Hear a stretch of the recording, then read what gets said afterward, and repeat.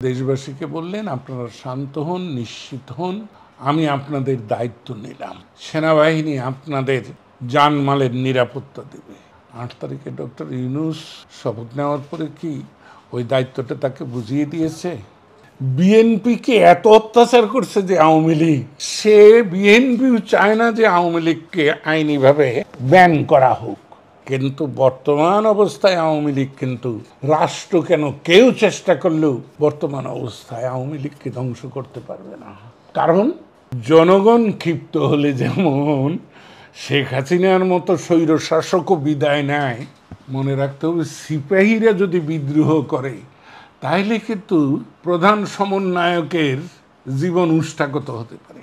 নতুন যে দলটা ছাত্রদল, নানা ভাইদের কথা বললেন, তারা তো মানে ক্ষুব্ধতার মধ্যে না, এরা ক্ষুব্ধতার মধ্য থেকে না। আমি তো এদের সম্পর্কে, এরা যুদ্ধ জয় করেছে, আবার তো অন্য জায়গায় যেতে হয়। যুদ্ধ জয়ের পৃথিবী জোড়া বিভিন্ন যুদ্ধের, হাজার হাজার বছরের যুদ্ধের ইতিহাসে সেনাপতিদের কিন্তু ইতিহাস খুঁজে পাবেন না।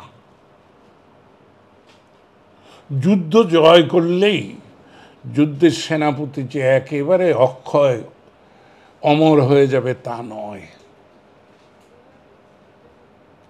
তো এনারা কয়েকজন সমন্বয়ক সেনাপতি, এবং আজকে তো যে ফলকার না ফকলার না তুর্কি বলে একজন জাতিসংঘের মানবাধিকার কমিশনের হাই কমিশনার, তিনি যে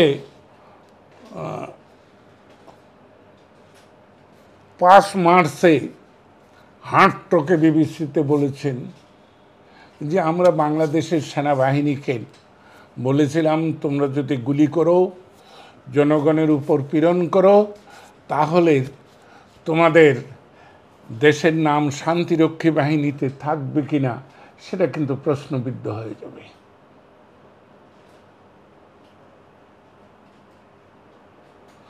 জনগণ ক্ষিপ্ত হলে যেমন শেখ হাসিনার মতো স্বৈর শাসকও বিদায় নেয়, মনে রাখতে হবে সিপাহীরা যদি বিদ্রোহ করে তাহলে কিন্তু প্রধান সমন্বয়কের জীবন উষ্ঠাগত হতে পারে। কারণ শান্তি মিশনে গেলে একটি সৈনিকের বা একটি অফিসারের সারা জীবনের নিরাপত্তা তৈরি হয়ে যায়। মানুষ কিন্তু পরের ক্ষতি না করেও ব্যক্তি স্বার্থ উদ্ধার করতে পারে, এবং এই শান্তিরক্ষী বাহিনীতে যাওয়া বাংলাদেশ সেনাবাহিনীর সৈনিকদের কোনো কিছু ক্ষতি না করে, রাষ্ট্রের কোনো রকম কোনো ক্ষতি না করে তারা কিন্তু ব্যক্তি স্বার্থটা উদ্ধার করতেছে।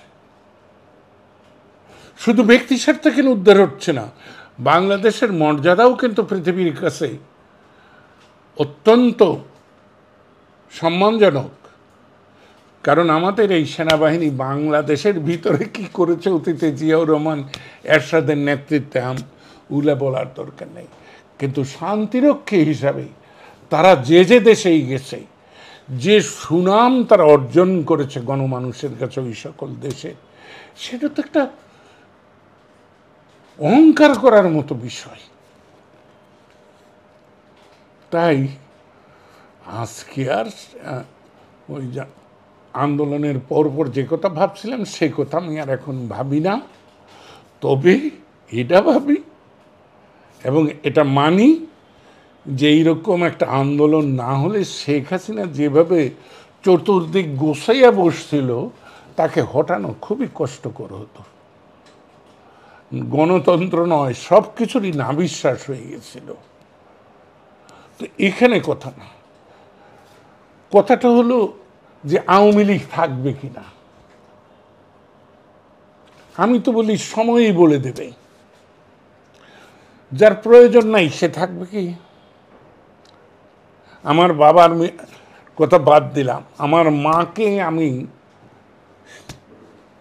এবং আমার ভাই বোনরা এত ভালোবাসতাম যে তার সীমা নাই। আমরা কি একদিন তাকে মৃত লাশ রেখেছি? অর্থাৎ তার প্রয়োজন ফুরিয়ে গেছে এই পৃথিবীতে। তেমনি রাজনৈতিক দলের প্রয়োজন যদি ফুরিয়ে যায় তাহলে যাবে।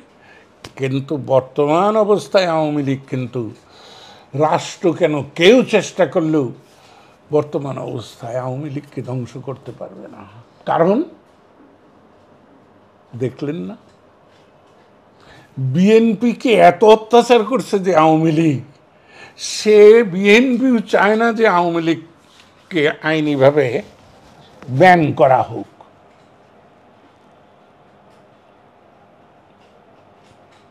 আর মানুষ, গণমানুষ তো হলো কি,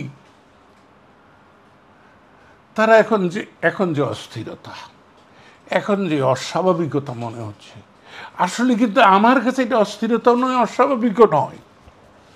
আপনারা একটু ভাবুন তো, দেশ স্বাধীন হলো, বঙ্গবন্ধুর এত বড় একটা দল,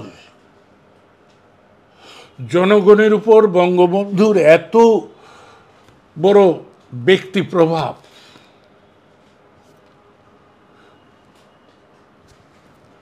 স্বাধীনতা যুদ্ধের যোদ্ধারা তার সাথে, সেনাবাহিনী অসংগঠিত হলেও, পুলিশ অসংগঠিত হলেও আছে।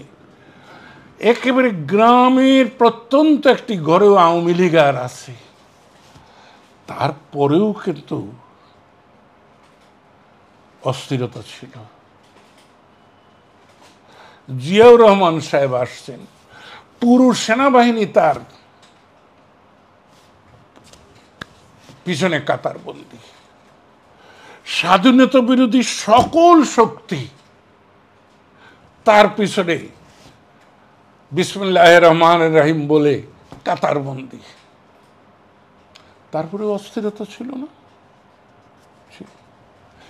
এরশাদ সাহেবের সময় অস্থিরতা ছিল, খালেদার সময় অস্থিরতা ছিল, শেখ হাসিনার সময়ও ছিল। কিন্তু মজাটা হয়েছে এইখানেই, আজকের প্রধান উপদেষ্টা ডক্টর মোহাম্মদ ইউনূস, ওনার তো কোনো রাজনৈতিক সংগঠন নাই, ওনার কিন্তু কোনো ব্যক্তিগত অনুভূতি প্রবণ অনুসারী অনুগামী নাই।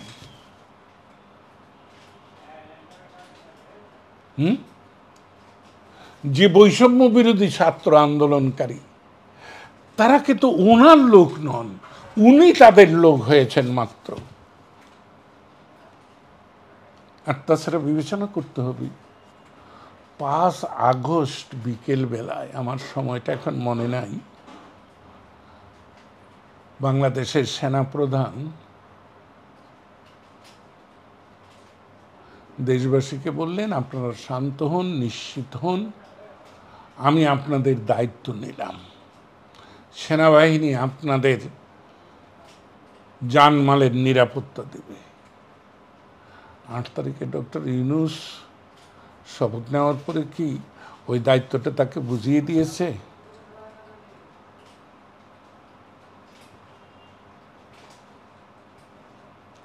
বুঝিয়ে যে দেয়নি,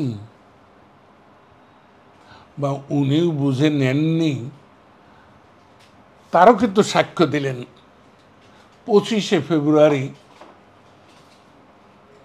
সেনাপ্রধান কোথায়? হ্যাঁ, রাওয়াতে এক বক্তৃতায় তিনি 2 বার প্রধান উপদেষ্টার নাম নিয়েছেন, কিন্তু প্রধান উপদেষ্টা কিন্তু বলেননি, অথবা মাননীয় বলেননি।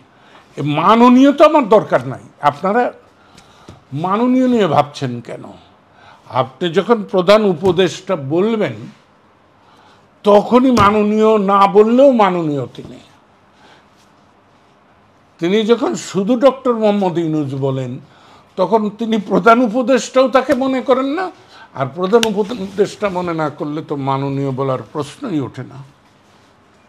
তাহলে উনি কি করবেন? আমি বলি কি, এইরকম অনাচার, সামাজিক অন্যায় ব্যভিচার সব সময় হয়েছে। নারী নির্যাতন এটা যেন একটা আমাদের দেশে নয়, সারা পৃথিবীতে একটা স্বাভাবিক ঘটনা হয়ে গিয়েছে। কিন্তু মানব জাতির অর্ধেক অংশ নারীকে অপমান করে যারা উন্নতি করতে চান, সফল হতে চান, মানুষের কল্যাণ করতে চান, তারা বিভ্রান্তির মধ্যে আছে।